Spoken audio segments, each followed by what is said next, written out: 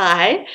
If you're here to hear stories of the gods and goddesses, the magic and the monsters, the heroes and the heroines of the ancient Near East, then you're in the right place. Today's story comes from ancient Egypt, and it's the story of Isis and the secret name of the god Ra. Now, Isis was a very, very powerful Egyptian goddess.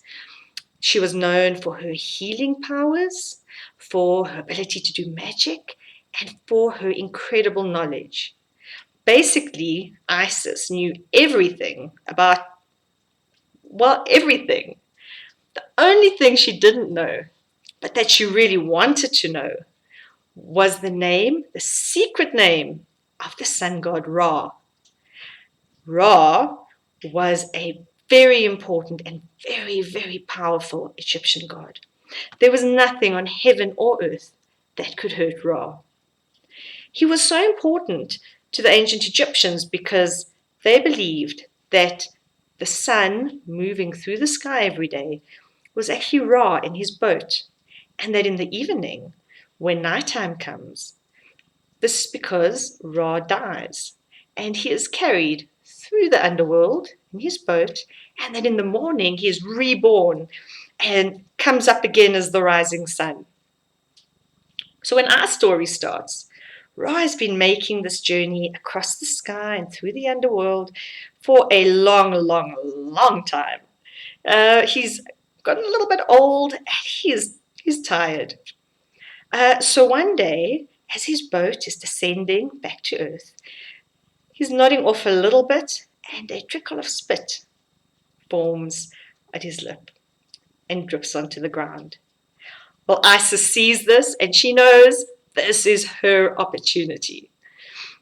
So she takes clay and she mixes it with the spit and she makes a huge, huge cobra. And because the spit that comes from a god carries the divine life force of that god, the cobra comes alive.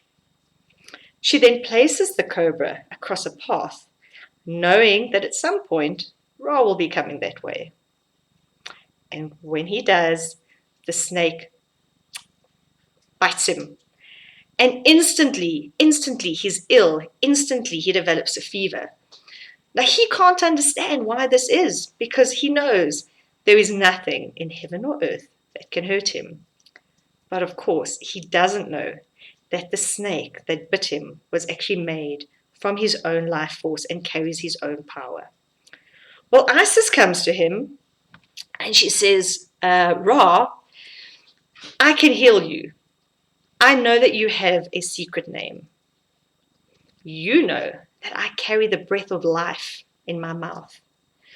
If I say your secret name, the sound will just drive out the poison and you'll be healed.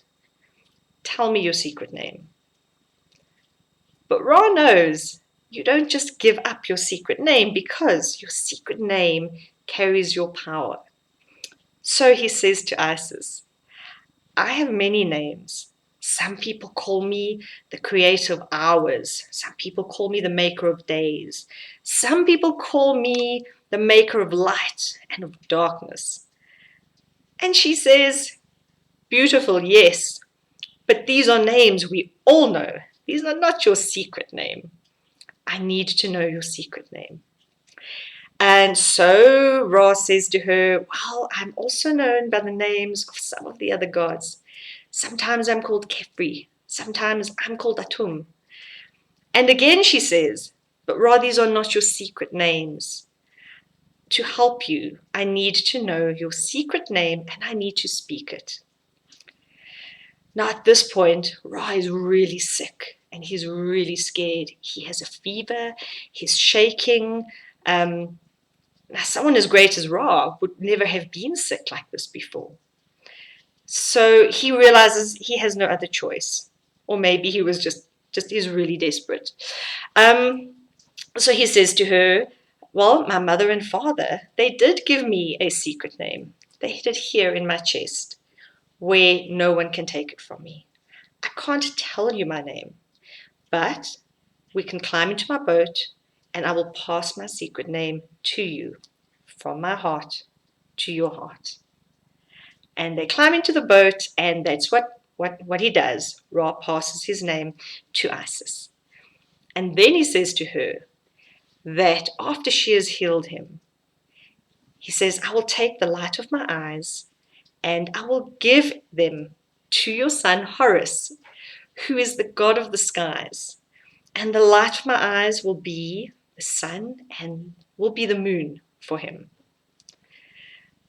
While Isis says the secret name of Ra, which obviously we can't know because it's a secret, and the poison is driven out.